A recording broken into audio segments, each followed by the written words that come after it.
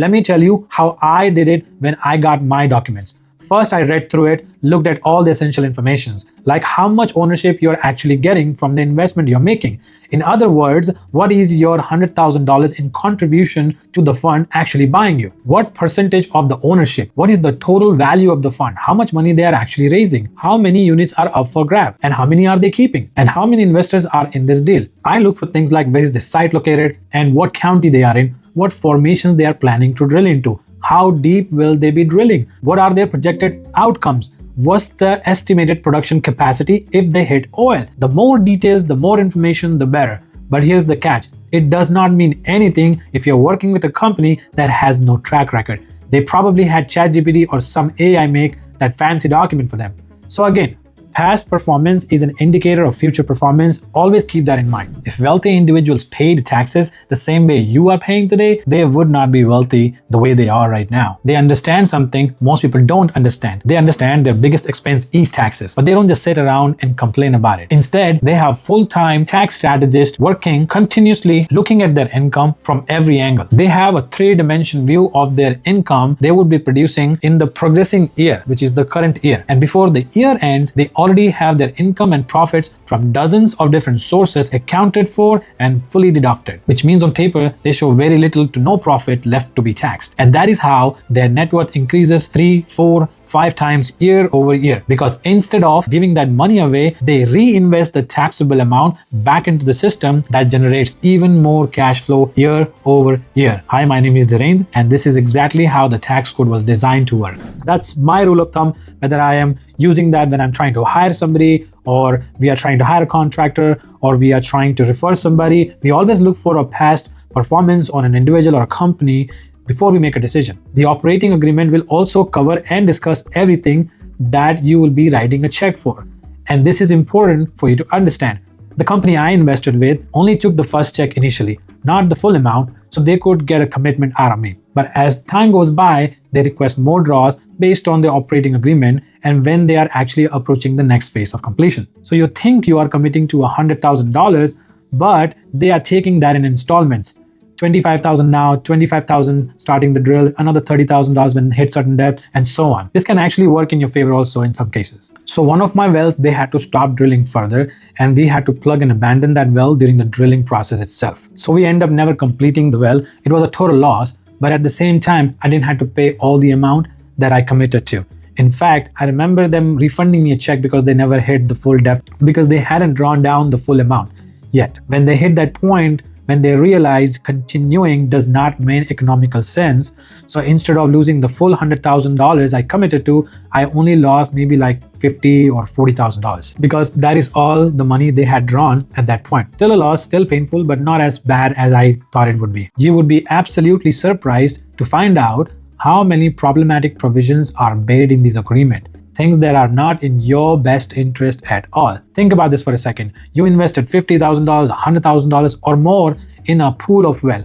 And let's say you actually got lucky and you hit oil. Great. But then the structure of the well doesn't allow you to reap the best benefits because the operator takes 70% off on top. Or you found out there are ongoing management fees that eat into the returns every single month, regardless of production. Or worse, you hit a dry well and now you're making capital calls. A capital call means they want more money from you, more money to drill further, or more money to repair, or more money for the operational cost. And this is on top of the investment you already made. And there is no return in sight. No guarantees you will ever see a dime back. And this is how people who got in there for $50,000 end up spending $75,000 or $100,000 or more in depth with no money in return to be seen anytime soon. And meanwhile, the operators are collecting their fees regardless of whether or not you're making money. Third point, and this one can save you a lot of headache. Verify the longevity and track record of the drilling and operating company. Don't just take their word for it. Do your homework. You can go to Texas Railroad Commission website. It's public information. Find out the actual amount of production that company is doing. Compare it against previous year's production report. Look for a trend. Are they growing? Are they declining? Are they consistently delivering returns for investors? Make absolute sure the report provided by the drilling company matches the local state agency records. And if the numbers don't match, walk away from that deal immediately. That's a red flag. And remember one critical thing. If someone promises you a specific return, run. And if someone makes assurance of a certain amount of production return from your investment, walk away. Here's what typically happens. You will often be referred to a well in the nearby area where they are actually producing oil. They will show you the production report from adjacent wells. They will tell you your well is in the same formations, and you will be sold based on that proximity. But do not buy into that pitch. Geography doesn't guarantee any result. Let me explain. I have personally lost money on wells that were adjacent to highly producing, productive and active wells. Wells that were literally next door to the successful operations. But that does not guarantee your well will hit the same fault line. It is like nerves in your body. If you hit the right one, you hit the oil. It does not guarantee you're going to hit the same reservoirs. It doesn't guarantee the same production quantity. Each wells are different, and the geology underground does not follow proper lines or maps. You could be 50 feet from the gusher and still hit dirt and dry rocks. Like they say, past performance is an indicator of future results, not a guarantee, but an indicator. And you can satisfy yourself with those questions. You can do your own research, you can look at their track record, you can verify production numbers, and if all feels comfortable after doing all of that homework, but please be prepared to lose all your investment, because you absolutely can. It's not a maybe, it's a possibility that you will need to accept going in. I have had low producing well myself, and some were dry holes altogether. Complete loss. And you know what? I didn't sweat it that much because I knew the risk going in. I understood what I was getting into, and I moved on pretty quickly. But here's the thing. My wife has strictly advised me against investing in further oil and gas projects, period. End of discussion. So you can probably guess the outcome of my overall experience. When your spouse puts their foot down and says no more, that tells you everything you need to know about how it actually turned out for me. And here is something else that they won't tell you upfront. Even in the best case scenario, where you hit oil and the oil is producing commercially viable, you're looking at 4 or 5 years of timeline minimum before you recover your initial investment. Think about that. 4 or 5 years of waiting, 4 or 5 years of operational costs eating into your revenue, 4 or 5 years of market risk with oil price fluctuating based on global events, 4 or 5 years before you are even back to zero. And that's only if everything goes right. If the well keeps producing at the same rate. If there are no major repairs. If oil prices does not crash because of some international production agreement or global crisis. You see, the tax benefit of oil and gas investment can be very lucrative. I felt for it. They are very real. I am not disputing that at all. The deductions are legitimate. You can definitely benefit from it.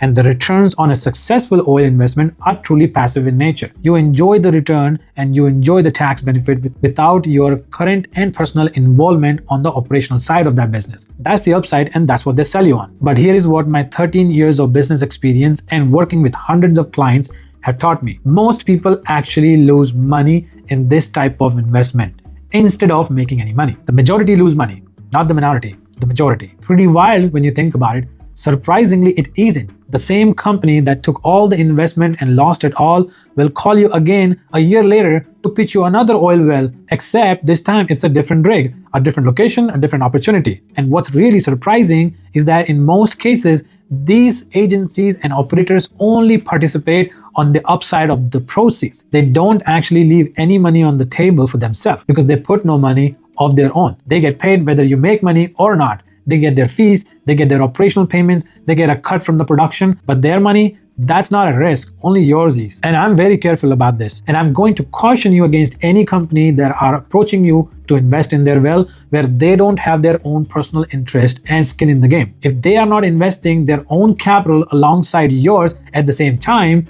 that tells you everything you need to know about their confidence in the project. Hope you get some real insights and clarity on this topic. This isn't some theory. This is what I have experienced from real people losing money and investing into deals like this, and from my own experience losing money as well. As a tax professional and someone who's been on both sides of this, as an investor myself and as an advisor, I can share things we encourage our client bases to do on daily basis. Real situations, real outcomes, real losses, and real lessons from learnings, most of which can save you from making expensive mistakes that can take years to recover. This information helps you make better decisions and stay informed with your eyes wide open. This can actually save you significant money and years of regret. Like and subscribe for more information and real talk about tax strategies and investment. No sugarcoating, just truth based on experience.